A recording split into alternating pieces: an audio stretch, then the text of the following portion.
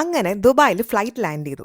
Normally next step എന്ന് പറയുന്നത് baggage claim ആണല്ലോ. പക്ഷേ ദുബായിൽ ഫസ്റ്റ് ടൈം വിസിറ്റ് ചെയ്യുന്നവർക്ക് ഡിഫറെന്റ് പ്രൊസീജിയർ ആണ്.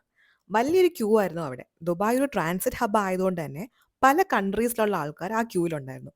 ഇവിടെ നമുക്ക് പാസ്പോർട്ട് വെരിഫിക്കേഷൻ, വിസ സബ്മിറ്റ് ചെയ്യുക, റിട്ടേൺ ഫ്ലൈറ്റ് ടിക്കറ്റ് കാണിക്കുക, ഹോട്ടൽ അക്കോമഡേഷൻ കാണിക്കുക, ലാസ്റ്റ് ആയിട്ട് ഒരു ഫോട്ടോ വെരിഫിക്കേഷൻ. ക്യൂവിൽ നിന്ന് ഈ പ്രൊസീജിയറും കഴിഞ്ഞപ്പോൾ 45 മിനിറ്റ് ആയി.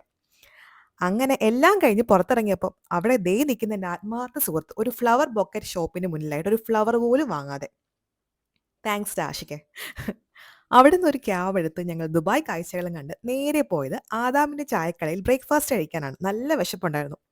ഊത്തപ്പമാണ് ഞങ്ങൾ ഓർഡർ ചെയ്തത്. കൂടെ നല്ലൊരു ചൂട് ചായയും. പിന്നെ ഫുള്ള് കത്തിയടിയായിരുന്നു. ഇത്രയും നാളത്തെ വിശേഷങ്ങളെല്ലാം അവിടെ പറഞ്ഞ് നേരിട്ട് പറഞ്ഞു കഴിഞ്ഞു. ഇരുന്നുള്ള കത്തിയടി പോരാഞ്ഞിട്ട് നടന്നുള്ള കത്തിയടിയിലായി പിന്നെ ഞങ്ങൾ. ഞാൻ സ്റ്റേ പറഞ്ഞിരുന്നത് ആഷിഖിന്റെ തന്നെ ഒരു സ്കൂൾ ഫ്രണ്ടിന്റെ ഫ്ലാറ്റിലായിരുന്നു. 2 വീക്കിലേക്ക് 1000 ദിർഹമായിരുന്നു എനിക്ക് റെന്റ് പ്ലസ് ഫുഡിനായത്. ഇതിപ്പോൾ ഞാൻ ഒരു ഹോട്ടലിലായിരുന്നു എടുത്തിരുന്നെങ്കിൽ പെർ ഡേ എനിക്ക് 1000 ദിർഹം ആയേനെ. എൻ്റെ ഈ ദുബായ് ട്രിപ്പിൽ അക്കോമഡേഷൻ എക്സ്പെൻസ് ഞാൻ നല്ലപോലെ സേവ് ചെയ്തു.